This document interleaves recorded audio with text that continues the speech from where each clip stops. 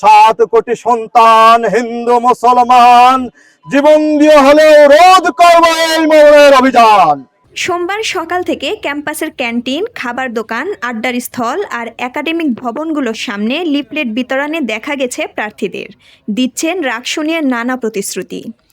এদিকে রাকসু নির্বাচনে সংস্কৃতি সম্পাদক পদপ্রার্থী আবদুল্লাহ আল কাফি ভিন্ন রূপে নবাব সিরাজউদ্দৌলা সেজে প্রচার প্রচারণা চালিয়েছেন। নবাব সিরাজউদ্দৌলা ছিল আমাদের উপমহাদেশের, আমাদের অবিভক্ত বাংলার শেষ স্বাধীন নবাব। তিনি যখন পলাশীর প্রান্তরে পরাজিত এবং নিহত হন, তারপর থেকে বাংলাদেশের স্বাধীনতা আমাদের হাতছাড়া হয়ে যায়। আমরা পরাধীন জাতি হিসাবে প্রায় 200 বছর ইংরেজ ব্রিটিশ বেনিয়াদের রাজত্বের মধ্যে ছিলাম। তো তখন আমাদের উপর যে জুলুম, অত্যাচার, নির্যাতন, সেই ইতিহাস সবার কাছে জানা, এটা নতুন করে আসলে বলার কিছু নেই।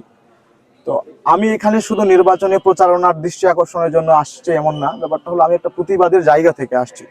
যে আজকে আমাদের সংস্কৃতি কেমন জানি মনে হচ্ছে আবার সেই লর্ডস ক্লাইভ, আমাদের আধিপত্য কেউ কেউ আমাদের এখানে করবার চেষ্টা করছে।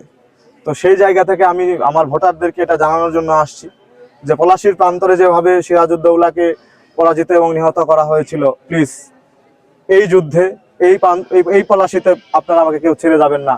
এদিন বিকেলে রাবির পরিবহন মার্কেটে সিরাজউদ্দৌলার পোশাক পরে শিক্ষার্থীদের কাছে লিফলেট বিতরণ করে ভোট চান তিনি। অন্যদিকে বিশ্ববিদ্যালয়ে ক্লাস পরীক্ষা ও নির্বাচনের প্রচারণা শুরু হলেও আবারও শাটডাউনের শঙ্কা রয়েছে বলে আশঙ্কা করছেন প্রার্থীরা। এর আগে প্রাতিষ্ঠানিক সুবিধার দাবিতে গত মাসের শেষে শিক্ষক ও কর্মকর্তারা ক্যাম্পাস শাটডাউন ঘোষণা করেন। এতে ক্লাস পরীক্ষা বন্ধ থাকায় শিক্ষার্থীরা ক্যাম্পাস ছাড়তে থাকেন। গত 22শে সেপ্টেম্বর জরুরি সভায় 25শে সেপ্টেম্বর অনুষ্ঠিত ভোট গ্রহণ পেছানোর সিদ্ধান্ত নেয় নির্বাচন কমিশন। ভোট গ্রহণের তারিখ ঠিক করা হয় আগামী 16 অক্টোবর বৃহস্পতিবার। রাকসু নির্বাচনের প্রচারণার সময় বৃদ্ধি করার পর আগামী 14 অক্টোবর রাত পর্যন্ত আচরণবিধি মেনে প্রচারণা চালাতে পারবেন প্রার্থীরা।